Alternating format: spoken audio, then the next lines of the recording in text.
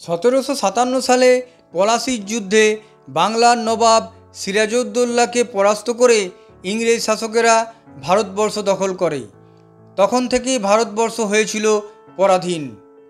এই ভারত মাতাকে পরাধীনতার শৃঙ্খল থেকে মুক্ত করতে যুগে যুগে জন্ম নিয়েছেন অনেক বীর সন্তান, যারা নিজেদের জীবন উৎসর্গ করেছেন ভারত মাতাকে ব্রিটিশ শৃঙ্খল থেকে মুক্ত করবার জন্য। এই রকম একজন বীর বিপ্লবী হলেন ক্ষুদিরাম বসু, যিনি মাত্র 18 বছর 7 মাস 11 দিন বয়সে নিজের জীবন বিসর্জন দিয়েছিলেন। তিনি ছিলেন সর্বকনিষ্ঠ বিপ্লবী, যার ফাঁসি দিয়েছিল ইংরেজ সরকার। ক্ষুদিরাম বসু 1889 খ্রিস্টাব্দের 3রা ডিসেম্বর অবিভক্ত মেদিনীপুর জেলার কেশপুর থানার অন্তর্গত মৌবনী গ্রামে জন্মগ্রহণ করেন। তার পিতা ত্রৈলোক্যনাথ বসু ছিলেন নারাজল রাজার তহসিলদার, মাতা লক্ষ্মীপ্রিয়া দেবী। ক্ষুদিরাম নামটির পিছনেও একটি গল্প শোনা যায়। লক্ষ্মীপ্রিয়া দেবীর 2 পুত্র অকালে মৃত্যুবরণ করেন, তাই অপর পুত্রের মৃত্যুর আশঙ্কায় তিনি তখনকার সমাজের নিয়ম অনুযায়ী তার পুত্রকে তার বড় মেয়ে অপরূপার কাছে 3 মুঠো খুদের বিনিময়ে বিক্রি করে দেন। খুদের বিনিময়ে কেনা হয়েছিল বলে শিশুটির নাম রাখা হয় ক্ষুদিরাম। ক্ষুদিরামের খুব অল্প বয়সেই তার পিতা ও মাতা মারা যান। বড় দিদি অপরূপার কাছেই তিনি তমলুক শহরে বড় হন। ক্ষুদিরাম প্রথমে তমলুকের হ্যামিল্টন হাই স্কুলে ও পরে মেদিনীপুর কলেজিয়েট স্কুলে ভর্তি হন। এখানেই তার দীক্ষা হলো স্বদেশ প্রেমে। তিনি অনুশীলন সমিতিতে যোগদান করলেন। এখানেই তিনি সত্যেন্দ্রনাথ বসুর সংস্পর্শে আসেন। কিশোর বয়স থেকেই ক্ষুদিরাম বুঝেছিলেন যে ভারতকে ইংরেজ শাসন মুক্ত করতে হলে জোরদার আন্দোলন করতে হবে। এরপর এলো 1905 সাল। ইংরেজ শাসক বড়লাট লর্ড কার্জন বাংলাদেশকে ভেঙে টুকরো টুকরো করতে চাইছেন। এর বিরুদ্ধে বাঙালিরা আন্দোলন করছে। সেই আন্দোলনের ঢেউ এসে লাগলো কিশোর ক্ষুদিরামের অন্তরে।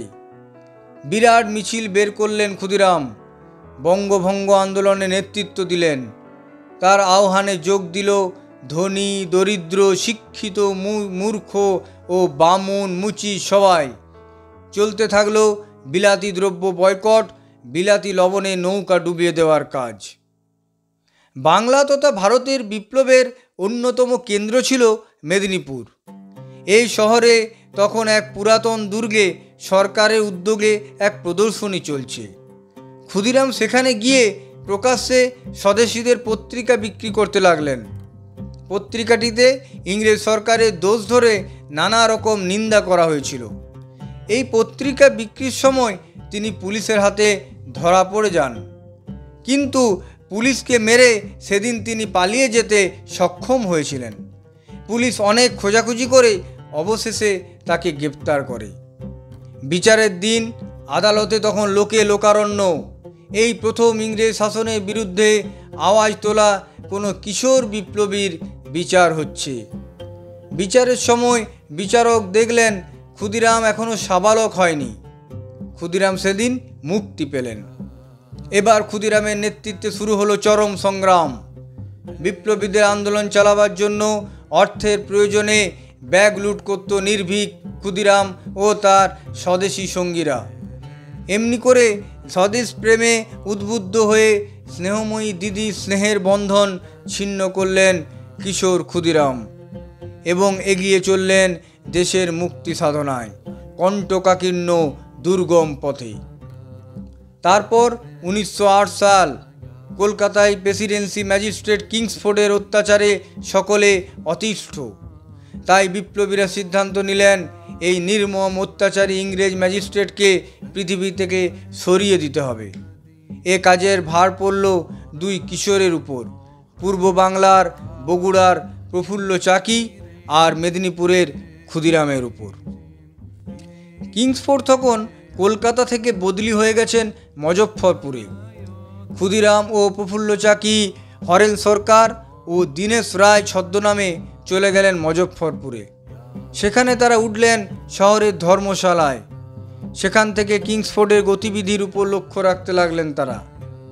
কিংসফোর্ড রোজ রাত 8টায় শহরের সাহেবি ক্লাব থেকে ফিটন গাড়িতে করে বাসায় ফেরেন। ঠিক হলো ওই সময় রাতের অন্ধকারে অত্যাচারী কিংসফোর্ডকে হত্যা করতে হবে। দিন স্থির হলো 30 এপ্রিল। রাত তখন ঠিক 8টা। গাছের আড়ালে 2 হাতে 2টি করে তাজা বোম নিয়ে অপেক্ষা করছে 2 তরুণ বিপ্লবী। এমন সময় ফিটন গাড়ির শব্দ। গাড়ি কাছাকাছি আসতেই বোমা নিক্ষিপ্ত হলো। কার্যসিদ্ধ হয়েছে ভেবে পূর্ব পরিকল্পনা মতো 2 জন বিপ্লবী দুদিকে ছুটলেন। কিন্তু নিয়তির পরিহাস, সে গাড়িতে কিংসফোর্ড ছিলেন না। তার পরিবর্তে সেই গাড়িতে ছিলেন 2 ইংরেজ মহিলা, যারা প্রাণ হারালেন, মিসেস কেনেডি ও তার কন্যা মিস কেনেডি। সংবাদটা চারদিকে ছড়িয়ে পড়ল। ইংরেজদের হাতে ধরা পড়ে গেলেন প্রফুল্ল চাকি। নিজের পিস্তলের গুলির আঘাতে প্রাণ দিলেন তিনি। এদিকে সারা রাত এদিক ওদিক ঘুরে ওয়াইনি রেল স্টেশনে পৌঁছায় ক্ষুদিরাম বসু। সেখানেই পুলিশের হাতে ধরা পড়লেন ক্ষুদিরাম। ক্ষুদিরামকে নিয়ে আসা হলো মুজফ্ফরপুর আদালতে। বিচারের সময় তাকে জিজ্ঞেস করা হলো, বিচারে তোমার প্রাণদণ্ড হতে পারে, এর জন্য তোমার ভয় হচ্ছে না? মৃদু হেসে ক্ষুদিরাম উত্তর দিলেন, মরছি তো দেশের জন্য, আমার আনন্দই হচ্ছে। তরুণ বিপ্লবীর মুখে এই নির্ভীক বাক্য শুনে বিচারক কন্ডাফ সাহেব বিস্ময়ে হতবাক। কিন্তু বিচারের নামে হলো প্রহসন। সাক্ষ্য প্রমাণ না থাকলেও ইংরেজ শাসকের বিচারে ক্ষুদিরামকে দোষী সাব্যস্ত করে মৃত্যুদণ্ড দেওয়া হলো। ফাঁসির দিন স্থির হলো 1908 সালের 11ই আগস্ট। হাসতে হাসতে ফাঁসির দড়ি নিজেই গলায় পড়লেন তিনি। তারপর শেষবারের মতো মাতৃভূমির কথা স্মরণ করে বলে উঠলেন, বন্দে মাতরম। ফাঁসি হয়ে গেল তরুণ বিপ্লবীর।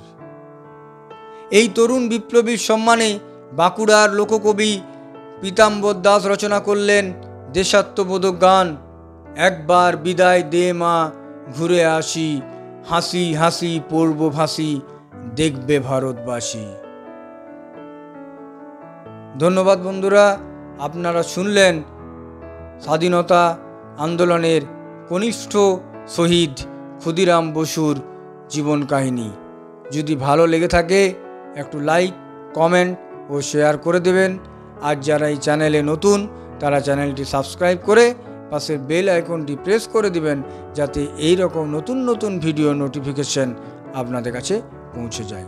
ভালো থাকবেন, সুস্থ থাকবেন।